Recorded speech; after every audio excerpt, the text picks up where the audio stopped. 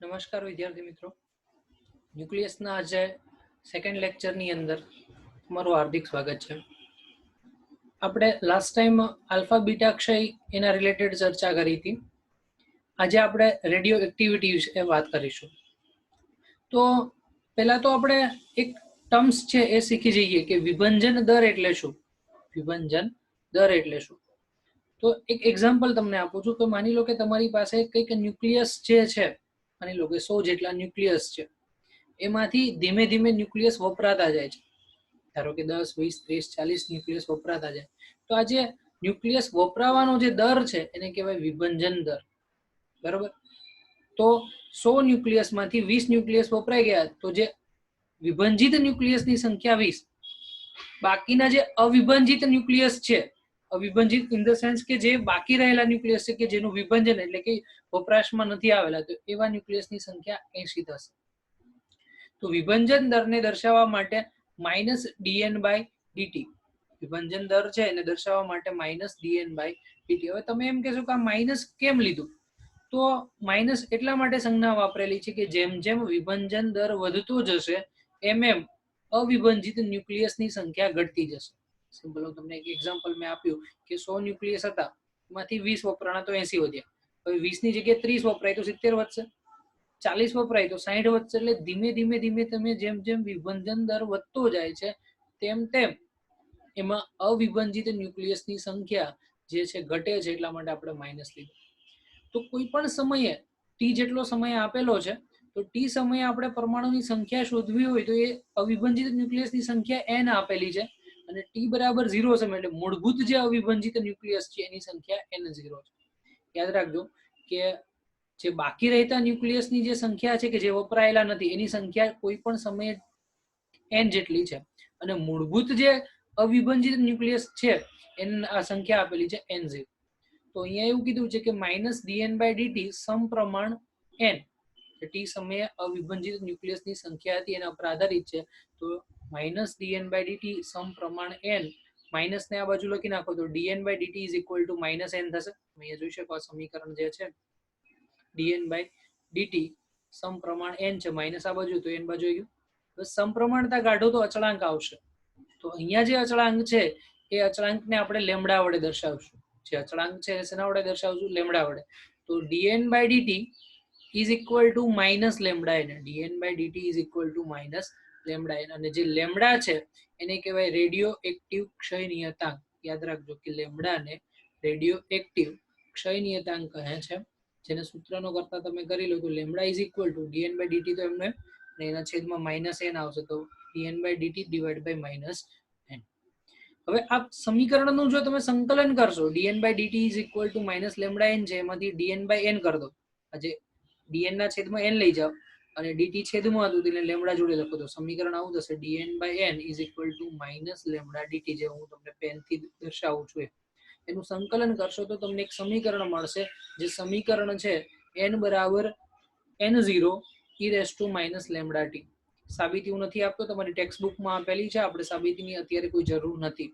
n બરાબર n0 e raise to minus lambda. હવે next આપણે જોઈએ કે ટી સમયે વિભંજિત ન્યુક્લિયસ કેટલા હશે. અવિભંજિત તો તમને ખબર પડી ગઈ કે n બરાબર n0 e raise to minus lambda t છે. અવિભંજિત ન્યુક્લિયસની સંખ્યા ટી સમય કેટલી છે? n બરાબર n0 e raise to minus lambda t. પણ તમને પ્રશ્ન એવું પૂછે કે કેટલા ન્યુક્લિયસ વપરાઈ ગયા, મતલબ વિભંજિત કેટલા થઈ ગયા એ શોધવાના હોય, તો ડેલ્ટા n શોધવાનો છે. તો ડેલ્ટા n બરાબર n0 માઇનસ n, મતલબ કે મૂળભૂત અવિભંજિત ન્યુક્લિયસની સંખ્યા માઇનસ ટી સમય ન્યુક્લિયસ સંખ્યા, તો n0 માઇનસ n. તો n ની કિંમત તો હમણાં સૂત્રનો કરતા કરીને સાબિત કરી, n0 e raise to minus lambda t. આ બંનેમાંથી કોમન શું આવશે? n0 કોમન, તો વધ્યું શું? 1 minus e raise to minus lambda t.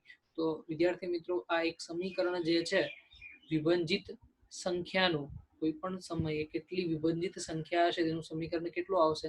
તો ડેલ્ટા n બરાબર n0 1 minus e raise to lambda t. આ સમીકરણ યાદ રાખો. લેમ્ડાને આપણે કીધું ક્ષય નિયતાંક છે, અને ક્ષય નિયતાંક એ અવિભંજિત ન્યુક્લિયસની સંખ્યા સમય અને ભૌતિક કે રાસાયણિક પ્રક્રિયા પર આધારિત નથી. લેમ્ડા ક્યારેય પણ અવિભાજિત ન્યુક્લિયસ કેટલા છે એના ઉપર આધારિત નથી રાખતું, સમય કેટલો છે એના ઉપર અને રાસાયણિક પ્રક્રિયા પર કે ભૌતિક પ્રક્રિયા પર આધારિત નથી. તો તમે એક વસ્તુ નોટિસ કરી કે જેમ જેમ સમય વધે તો સમયના વધારા સાથે અવિભાજિત ન્યુક્લિયસ ઘટે છે, પણ વિભાજિત ન્યુક્લિયસની સંખ્યા વધતી જશે. તો બે આલેખ તમે જોઈ શકો, એક આલેખ ઘટાડાનો છે તો એ ક્ષય વક્ર છે, અને એક આલેખ વધારાનો છે તો એને ગ્રોથ વક્ર કહેવામાં આવે છે, વૃદ્ધિ વક્ર. બે વક્ર છે, એક તો ક્ષય વક્ર ઘટાડા માટે અને બીજો આલેખ જે છે વધારો થાય તો એને વૃદ્ધિ વક્ર અથવા તો ગ્રોથ કર્વ તરીકે ઓળખવામાં આવે છે. તો તમે જોઈ શકો છો આલેખની અંદર પ્રારંભિકની અંદર સંખ્યા n0 હતી, ધીમે ધીમે ધીમે ધીમે ધીમે ચરઘાતાંકીય વિધિ અનુસાર ઘટતી ઘટતી ઘટતી ઘટતી સંખ્યા જે છે n બરાબર n0 e λt મુજબ ઘટતી જાય છે.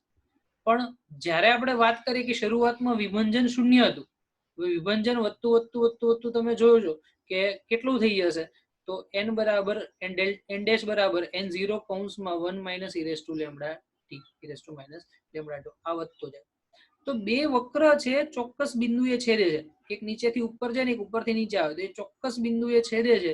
તો ત્યાં જે જગ્યાએ છેદે ત્યાં ન્યુક્લિયસની સંખ્યા n0/2 મતલબ કે અવિભાજિત ન્યુક્લિયસની સંખ્યા એના મૂળભૂત અવિભાજિત ન્યુક્લિયસની સંખ્યા કરતા અડધી થઈ જાય છે. તમે અહીંયા જોઈ શકો છો, બરોબર. અને એ સમય કેટલો હોય તો એના અર્ધાયુ સમય જેટલો, મતલબ કે જે આખો એની જીવન શૈલી જે છે એનો અર્ધાયુ સમય જે હશે એ અર્ધાયુ સમયનો મતલબ યાદ રાખજો કે જ્યારે પણ એમાં વિભાજિત ન્યુક્લિયસ અડધા થઈ જાય અને અવિભાજિત અડધા હોય તો એ જે સમયગાળો છે એને અર્ધાયુ સમય કહેવાય. તો ગ્રોથ દર અને ક્ષય દર બંને માટે જે જગ્યાએ છેદે છે ત્યાં ન્યુક્લિયસની સંખ્યા n0/2 અને સમય τ1/2 થશે.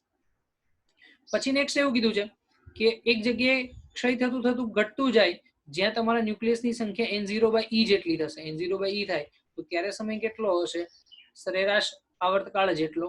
અને ઉપર વધતું વધતું જે સંજોગોમાં તમારી સંખ્યા જે છે કેટલી થશે, 0.63 જેટલી થશે. અહીંયા 0.37 થાય, ઉપર કેટલી થશે 0.63, તો એ સમય પણ કેટલો હશે, સરેરાશ જીવનકાળ જેટલો એનો સમય હશે. તો આ આલેખ ખાસ યાદ રાખજો, આમાંથી તમને કદાચ ચાન્સ કરો કે એક ક્વેશ્ચન તમને આવી શકે નીટમાં. ઓકે, હવે ઇમ્પોર્ટન્ટ પોઈન્ટ્સ જે છે એનું એક ધ્યાન રાખવાનું છે. આપણે એક સમીકરણ તારવ્યું n બરાબર n0 e λt, n બરાબર n0 e λt. હવે એક કામ કરીએ આપણે, આ n0 છે એના છેદમાં n લઈ લો અને ઈ વાળું પદ છે એને પેલી સામેની સાઈડ ઇક્વેટરની સામેની સાઈડ લઈ જાય તો 1 છેદમાં e λt થઈ ગયું. તો 1 છેદમાં માઇનસ ઘાત હોય અંશમાં જશે તો પ્લસ, તો n0 છેદમાં n is equal two e ની લેમ્ડા ઇન્ટુ ટી ઘાત, e ની લેમ્ડા ઇન્ટુ ટી ઘાત. આ તમારો જવાબ આવશે. હવે અહીંયા મેં થોડુંક ચેન્જ કર્યું છે. મેં શું કર્યું કે લેમ્ડા જે છે એને τ1/2 થી ગુણાકાર કર્યો, મતલબ કે અર્ધાયુ સમયથી ગુણાકાર કર્યો, અને ટી છે એને અર્ધાયુ સમયથી ભાગાકાર કર્યો. એટલે આ પદ તો કેન્સલ થઈ જ જાય, τ1/2 ઉપર અને τ1/2 નીચે કેન્સલ થઈ જાય, પણ કંઈક નવું મળશે એના માટે. તો તમને યાદ હશે કે વિદ્યાર્થી મિત્રો કે lambda is equal to 0.693 divide by τ1/2. તમને યાદ છે કે 0.693 ડિવાઇડ બાય τ1/2 બરાબર લેમ્ડા થાય. પણ τ1/2 અને લેમ્ડાનો ગુણાકાર કરશો તો કેટલો આવશે, 0.693. તો આ જે પદ અહીંયા છે ને લેમ્ડા ઇન્ટુ τ1/2 એ કાઢી નાખું તો જવાબ શું થાય, 0.693. તો e ની 0.693 ઘાત ઇન્ટુ ટી ડિવાઇડ બાય τ1/2 ઘાત. તો બે પદ ગુણાકારમાં છે, ઘાતની અંદર બે પદ ગુણાકારમાં હોય તો તમે ઘાતના ઘાત સ્વરૂપે લખી શકો. તો જો મેં અહીંયા લખ્યું e 0.693 ટી ડિવાઇડ બાય τ1/2. જો ખાસ આ પદમાં ધ્યાન રાખજો કે જ્યારે ઘાતની અંદર બે પદ ગુણાકારમાં હોય તો એ પદને ઘાતની ઘાત સ્વરૂપે દર્શાવી શકાય. તો મેં અહીંયા ઘાત. તમને એક વસ્તુ કહી દઉં કે e 0.693 તમે કરશો કેલ્સીમાં કે કોઈ પણ જગ્યાએ તો એનો જવાબ તમને મળશે 2. આ જવાબ કેટલો આવશે 2. તો 2 ની કેટલી ઘાત થઈ ગઈ, ટી ડિવાઇડ બાય τ1/2. તો n0 છેદમાં n બરાબર 2 ની ટી ડિવાઇડ બાય τ1/2 ઘાત. યાદ રાખજો આ સમીકરણ ઘણી જગ્યાએ તમારે ઇમ્પોર્ટન્સ દાખલામાં કામમાં આવશે. એટલે આ સમીકરણ એ રીતનું છે કે n0 છેદમાં n બરાબર 2 ની ટી ડિવાઇડ બાય τ1/2 ઘાત. ટી એટલે કે આપેલો સમય અને τ1/2 એટલે કે તમારો અર્ધાયુ સમય. ઓકે, હવે અર્ધાયુ સમય તમને ખબર છે કે τ1/2 બરાબર 0.693. પણ તમને ક્વેશ્ચનમાં એમ કે કે માની લો કે પેલો અર્ધાયુ સમય હોય ત્યારે ન્યુક્લિયસની સંખ્યા n0/2 થાય, બીજો અર્ધાયુ સમય n0/4 થાય, ત્રીજો n0/8 થાય, ચોથો n0/16 થાય. એમ જેમ જેમ n અર્ધાયુ સમયની વાત કરીએ એમ ન્યુક્લિયસની અંદર સંખ્યા જે છે કેટલી થશે કે 2 ની n ઘાત પ્રમાણે બદલાતી જશે. ન્યુક્લિયસની સંખ્યા કઈ રીતે બદલાય? 2 ની n ઘાત પ્રમાણે બદલાતી જાય. તો અહીંયા જો આપણે એવું કહું કે લીધેલો સમય જે છે એ n ટાઈમ્સ τ½ છે. તમારો લીધેલો સમય જે છે એ τ½ ના n ગણો, મતલબ કે 10મો અર્ધાયુ સમય, 20મો અર્ધાયુ સમય, જેવી તમારી ઈચ્છા હોય. તો આપણી પાસે સમીકરણ છે એમાં કિંમત લખો તો n બરાબર n0 e λt. n બરાબર n0 e λt. તો અહીંયા તમે કિંમત મૂકી દો, સ્મોલ t ની કિંમત તમે જે સાબિત કરી, તો n0 e λn into τ½ તો તમે અહીંયા જો કે આ માઇનસ n છે ને એને આ બાજુ લખી નાખો છેલ્લે, તો લેમડા ઇન્ટુ τ½ ની કિંમત મૂકો તો કેટલી આવશે? આખી કિંમત લખશો e λ τ½ એને આપણે એવું કીધું કે 2 થશે. આ કેટલી કિંમત થશે? 2. તો 2 ની -n ઘાત થશે. અહીંયા કિંમત મૂકશો તો 2 ની -n ઘાત થશે. અને હવે આપણે આ ઘાત છે એને આખું પદ વ્યસ્તમાં લખી નાખ્યું.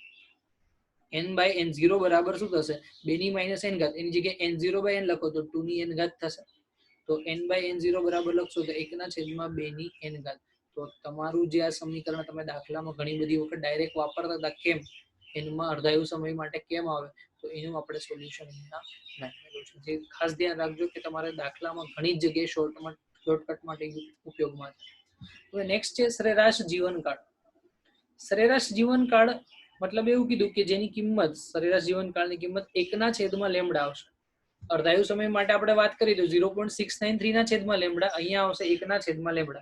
તો સરેરાશ જીવનકાળ દરમિયાન તમારા અવિભાજિત ન્યુક્લિયસની સંખ્યા કેટલી થાય?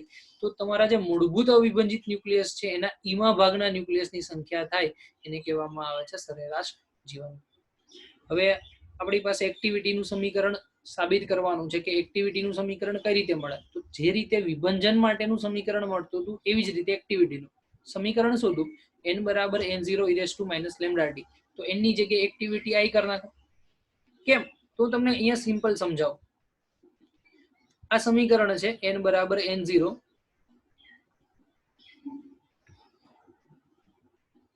બરાબર. અહીંયા જે આપણે સમીકરણ સાબિત કર્યું હતું n બરાબર n0 વાળું e λt.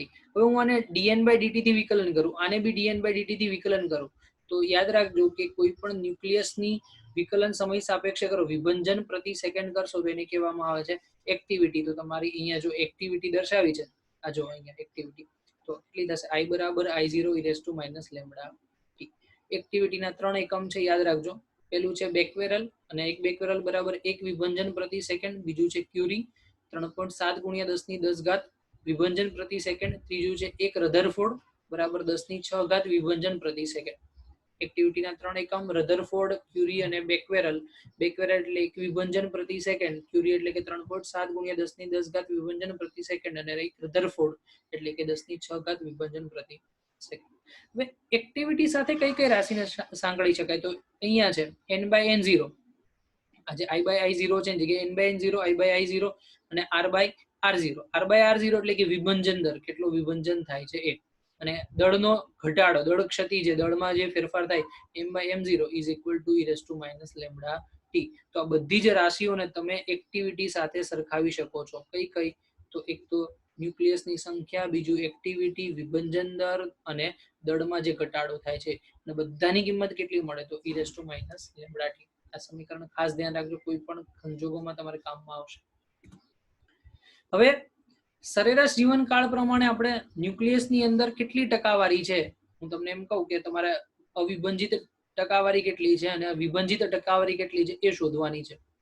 તો ચલો એક કામ કરીએ કે સરેરાશ જીવનકાળ માટે કેટલા પ્રમાણમાં ન્યુક્લિયસ બાકી રહેતા હશે એ શોધીએ. તો સમીકરણ છે n બરાબર n0 e λt. n બરાબર n0 e λt. n ને અહીંયા તમારી કિંમત મૂકવાની છે, જે અહીંયા કેપિટલ n છે એની કિંમત. મેં તમને આગળ બી કીધું કે જ્યારે સરેરાશ જીવનકાળ હોય ત્યારે ન્યુક્લિયસની સંખ્યા ઈમા ભાગની થશે. કેટલી થશે? ઈમા ભાગની. પણ એ ચેક કરીએ, ટી ની કિંમત અહીંયા તમે મૂકી દો તો ટી બરાબર શું થશે? ટાઉ સરેરાશ. ટી બરાબર શું થશે? ટાઉ સરેરાશ. ટાઉ સરેરાશ મૂકશો અને લેમડા ઇન્ટુ ટાઉ સરેરાશનો ગુણાકાર આવશે 1. તો તો eની -1 ઘાત થયું. તો -1 ઘાત ક્યાં આવશે? છેદમાં. તો n બરાબર શું થઈ ગયું? n0 ના છેદમાં 1, જે આપણે મેં તમને આગળ કીધું હતું એની સાબિતી મળી ગઈ. તો જ્યારે પણ તમે સરેરાશ જીવનકાળનો સમય મૂકો છો ત્યારે હંમેશા જે તમારા અવિભાજિત ન્યુક્લિયસ મળે કેટલા આવશે? n0 ના છેદમાં e. n0 એમના એમ eની કિંમત 2.718 ગુણ્યા 100%, તો તમે ગુણોત્તર લેશો તો 37% જવાબ આવશે. અહીંયા જવાબ છે કેટલો આવશે? 37. તો વિભાજિત કેટલા હોય? તો વિભાજિત બરાબર n0 માઇનસ n. તો n0 100% અને આ 37, 100 માંથી 37 માઇનસ કરશો એટલે 63. પણ ધારો કે આપણે સાબિત કરવું હોય તો n0 ની કિંમત એમની એમ જ રાખો, n ની જગ્યાએ લખો n0 ના છેદમાં e. n0 common 1 minus 1/e. તો આની કિંમત તમે મૂકશો તો તમને આવશે 63% જવાબ. તો જ્યારે પણ તમે સરેરાશ જીવનકાળ લો છો, જ્યારે પણ સરેરાશ જીવનકાળ, ત્યારે હંમેશા અવિભાજિત ન્યુક્લિયસ 37% હશે અને વિભાજિત ન્યુક્લિયસ છે એ 63% જેટલા થઈ ગયા હશે. હવે એક ક્વેશ્ચન છે, બહુ જ સારો ક્વેશ્ચન છે અને એ ક્વેશ્ચન તમારે આઈએમપી ગણો તો પણ ઘણો જ કન્વિનિયન્ટ છે. તો તમને એવું કીધું છે કે બે પ્રોટોન કે દરેક પ્રોટોનની ગતિ ઉર્જા કે જેટલી છે. માની લો કે બે પ્રોટોન છે, બે પ્રોટોનની ગતિ ઉર્જા કે છે, બંનેને એકબીજાથી નજીક રાખવામાં આવે છે, બરોબર? એકબીજાની નજીક સામસામે મારો ચલાવવામાં આવે છે. હવે કુલંબીય અપાકર્ષણના કારણે એ સ્થિર સ્થિતિમાં આવે છે. કુલંબીય અપાકર્ષણના કારણે કેવું થાય છે? સ્થિર સ્થિતિમાં આવે છે. તો આ કે નું મૂલ્ય કેટલું હોવું જોઈએ? મતલબ તમારી ગતિ ઉર્જા છે કેટલી હોવી જોઈએ? અને પ્રોટોનની ત્રિજ્યા તમને આપેલી છે 1 ફર્મી જેટલી. પ્રોટોનની ત્રિજ્યા છે કેટલી? 1 ફર્મી. ફરીથી કહું, બે પ્રોટોન છે, બે પ્રોટોનને તમે સામસામે ફેંકો છો, તો બે પ્રોટોન ધનભારિત છે એટલે સામસામે ફેંકશો એટલે શું થશે? ધીમે ધીમે નજીક આવશે, પણ અપાકર્ષણના કારણે ફરીથી કેવા થઈ જશે? સ્થિર થઈ જશે. મતલબ અપાકર્ષણ છે એના કારણે એ જે ગતિ ઉર્જા સામસામે આવતા ત્યાં સ્ટોપ થઈ જશે, સ્થિર થઈ જશે. તો અહીંયા એવું કહી શકાય કે બે પ્રોટોનની ગતિ ઉર્જા સ્થિતિ ઉર્જામાં રૂપાંતર પામશે. બે પ્રોટોનની ગતિ ઉર્જા સ્થિતિ ઉર્જામાં રૂપાંતર પામશે. હું તમને એક એક્ઝામ્પલ આપું. બે પ્રોટોન છે, આ એક પ્રોટોન જે છે એની ત્રિજ્યા આપેલી છે 1 ફર્મી, આ પ્રોટોન છે એની ત્રિજ્યા આપેલી છે 1 ફર્મી. તો બંને વચ્ચેનું જે કેન્દ્રથી અંતર માપશો તો એ કેન્દ્રથી અંતર કેટલું થશે? આ બાજુ 1 ફર્મી, આ બાજુ 1 ફર્મી, એટલે ટોટલ કેટલું આવશે? 2 ફર્મી. તો બધી જ ગતિ ઉર્જા સ્થિતિ ઉર્જામાં રૂપાંતર પામે છે. ગતિ ઉર્જા જે છે એ શેમાં રૂપાંતર પામશે? સ્થિતિ ઉર્જામાં. તો 2k બરાબર શું લખી શકાય? u. 2k બરાબર શું લખી શકાય? u. તો આપણે જોઈએ છે કે તો u ની કિંમત તો તમને ખબર જ છે, બે કણ એકબીજાથી ચોક્કસ અંતરે હોય ત્યારે સ્થિતિ ઉર્જા બરાબર kq²/r. તો અહીંયા જો કિંમત મૂકો 2k m નો m, u ની જગ્યાએ kq², k ની જગ્યાએ આવશે 1/4πε0 અને q એટલે પ્રોટોન, પ્રોટોનનો વિદ્યુતભાર e² અને છેદમાં બે વચ્ચેનું અંતર 2r થઈ ગયું. કેને સૂત્રનો કરતા કરો આ બે છેદમાં જશે, અહીંયા બી બે છે તો અહીંયા શું થશે? e² ના છેદમાં 16πε0r. પણ મેં આના ભાગ પાડી દીધા 1/4 into e² / 4πε0r into r. તો આ 1/4πε0 ને k કહેવાય. તો k ની કિંમત તો તમને ખબર જ છે 9 × 10⁹. તો ઉપર મેં લખી નાખ્યું 9 × 10⁹. આ છેદના 4 એમના એમ. e નો વર્ગ એટલે 1.6 × 10⁻19 વર્ગ અને r એટલે કે 10⁻15. તો તમે જે ગણતરી કરશો તો જવાબ આવશે 5.75 × 10⁻14. તો એની ઉર્જા આપણે શોધીએ ઇલેક્ટ્રોન વોલ્ટમાં 360 કિલો ઇલેક્ટ્રોન, તો એપ્રોક્સિમેટલી આપણે લઈએ 400 કિલો ઇલેક્ટ્રોન વોલ્ટ. એટલે તમારા ઓપ્શન પ્રમાણે જે આનો જવાબ આવે એ કેટલું કીધું કે 400 કિલો ઇલેક્ટ્રોન વોલ્ટ. ચલો હવે વસ્તુ અહીંયા પતતી નથી. આ તો તમને સિમ્પલ એટલી ખબર પડી ગઈ કે બે પ્રોટોન જે છે સ્થિર સ્થિતિમાં આવશે તો આટલી ગતિ ઉર્જા હોવી જોઈએ. એટલે આટલી ગતિ ઉર્જા વડે કેટલું તાપમાન ઉત્પન્ન થાય છે એની આપણે ચર્ચા કરી. આટલી ગતિ ઉર્જા હોય તો એના માટે તાપમાન કેટલું હોવું જોઈએ? તો એના માટે એવું કીધું કે ગતિ ઉર્જા k બરાબર 3/2 kBT. આપણે તાપમાન શોધવાનું. ગતિ ઉર્જા k બરાબર 3/2 kBT. તો t ને સૂત્રનો કરતા કરો તો 2 છે ઉપર જશે, 3 નીચે આવશે, તો 2/3 k ના છેદમાં kb. તો 2/3 એમનું એમ. k ની કિંમત તમને અહીંયા જો મળેલી છે 5.75 × 10⁻14. તો મેં લખી નાખી. kb એટલે બોલ્ટ્ઝમેન અચળાંક. બોલ્ટ્ઝમેન અચળાંકની કિંમત છે 1.38 × 10⁻23. જો ના ખબર હોય ને તો બોલ્ટ્ઝમેન અચળાંક શોધવા માટેનું સૂત્ર છે r/n. બોલ્ટ્ઝમેન અચળાંક શોધવા માટેનું સમીકરણ છે r/n. r એટલે વાયુ નિયતાંક. વાયુ નિયતાંકની કિંમત તમને ખબર છે 8.31 અને n એટલે એવોગેડ્રો નંબર 6.022 × 10⁻23. તો એનો ગુણોત્તર કરશો તો જવાબ આવશે 1.38 × 10⁻23. આખા સમગ્ર પદનો ગુણોત્તર કર્યો તો જવાબ મળે છે મને 3 × 10⁹ કેલ્વિન. જ્યારે બે પ્રોટોન એકબીજા સાથે સામસામે 340 ની સ્પીડથી 340 કિલો ઇલેક્ટ્રોન 360 કિલો ઇલેક્ટ્રોન વોલ્ટની ઝડપથી ગતિ કરતા હોય છે ત્યારે તાપમાન કેટલું હોવું જોઈએ? તો 3 ગુણ્યા 10⁹. હવે વિદ્યાર્થી મિત્રો, સૂર્યનું અંદરનું તાપમાન, સૂર્યનો જે કોર ભાગ છે, ગર્ભ ભાગ છે, એનું તાપમાન 1.5 ગુણ્યા 10⁷ છે. તો એના કરતા આટલું તાપમાન વધારે છે, તો જે ક્યારેય શક્ય નથી. તો આટલી પ્રોટોનને તાપમાન મળવું એ શક્ય નથી. એટલે ઘટના માટે તમે જે ગતિ ઉર્જાની વાત કરી એ લગભગ તદ્દન ખોટું છે. ઓકે, હવે નેક્સ્ટ એવું કીધું છે, તમને એક વિખંડન પ્રક્રિયા આપેલી છે, યુરેનિયમની એક વિખંડન પ્રક્રિયા છે. એ યુરેનિયમની વિખંડન પ્રક્રિયા માટે તમારે ક્યુ ઉર્જાની ગણતરી કરવાની છે, કેટલી ઉર્જા મુક્ત થશે એ તમારે શોધવાનું છે.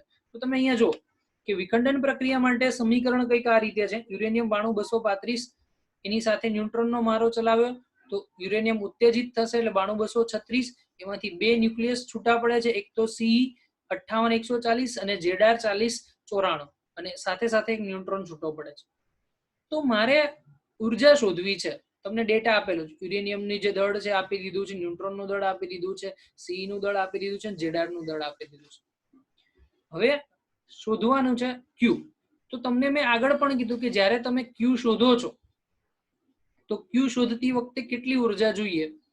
તો અહીંયા સિમ્પલ આપણે યુરેનિયમનો મારો ચલાવે છે, યુરેનિયમ 92 236 છે.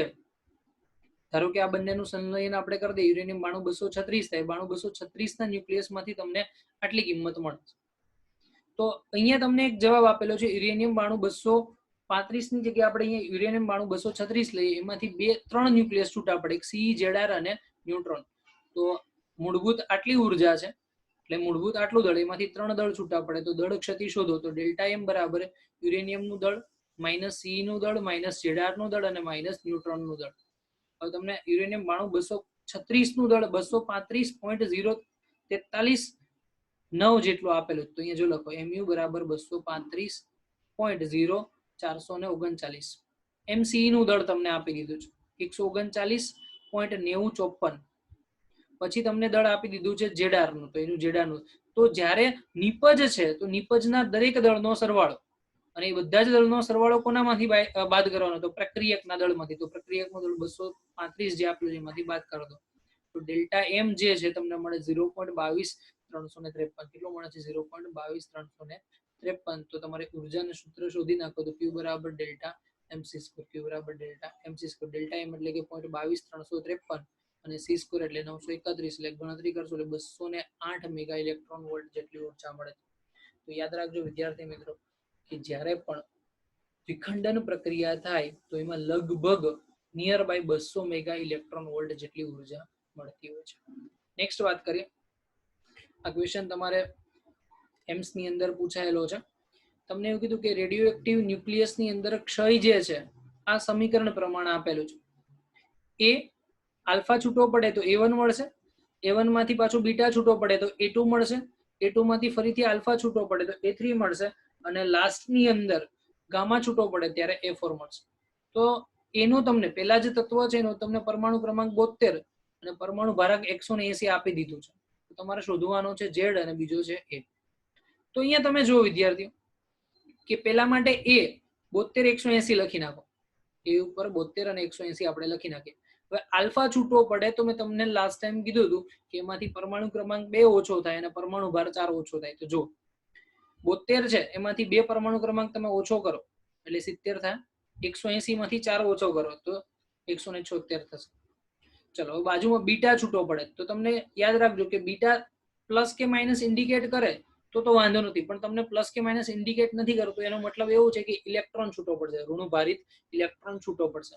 તો જો અહીંયા બીટા છૂટો પડ્યો તો મેં તમને કીધું કે જ્યારે ઋણભારિત ઇલેક્ટ્રોન છૂટો પડે ત્યારે પરમાણુ ક્રમાંકમાં 1 વધારો થાય. તો 70 હતું, 1 વધારો થયો એટલે 71 થયું, અને પરમાણુ ભાર છે એમાં કોઈ જ પ્રકારનો ફેરફાર થતો નથી. ઉપર અહીંયા 176, અહીંયા 176 છે. હવે નેક્સ્ટમાં શું કીધું? આલ્ફા છૂટો પડે છે. હવે આલ્ફા ફરીથી છૂટો પડ્યો તો પરમાણુ ક્રમાંક 2 ઓછો અને પરમાણુ ભાર જે છે એ 4 ઓછો. તો જો 71 છે તમારો પરમાણુ ક્રમાંક અત્યારે, એમાંથી 2 ઓછો કરો તો 69 થઈ ગયો 69. અને નેક્સ્ટમાં પરમાણુ ભાર 176 હતો એમાંથી 4 ઓછો કરો એટલે 172 થશે. અને છેલ્લામાં કીધું કે ગામા છૂટું પડે ને ગામા એકમાત્ર રેડિયેશન છે, એટલે રેડિયેશનમાં કોઈ જ પ્રકારના દળમાં ફેરફાર થતો નથી. પરમાણુ ક્રમાંકમાં બી ફેરફાર થતો નથી, એટલે જેવું ને જેવું પરમાણુ ક્રમાંક અહીંયા હશે એટલો જ અહીંયા બાજુમાં લખી દેવાનો. તો જો અહીંયા 69 છે, અહીંયા 69, અહીંયા 172 છે, અહીંયા 172. તો A4 ની અંદર તમારો Z 69 મળશે. Z એટલે કે પરમાણુ ક્રમાંક 69 મળશે, અને A એટલે કે પરમાણુ ભાર જે 172 મળશે. તો વિદ્યાર્થી મિત્રો, આજના લેક્ચરમાં આપણે આટલું રાખીએ. નેક્સ્ટ લેક્ચરમાં વિવિધ જે પ્રોબ્લેમ્સ છે દાખલા સાથે આપણે એને સોલ્યુશન કઈ રીતે શોધવું એ જોઈશું, અને વેરાયટી વાળા દાખલા ઘણા જે તમારે ઇમ્પોર્ટન્સ છે એ ટ્રિક સાથે આપણે જોઈશું. Wish you all the best. જય હિન્દ, જય ભારત.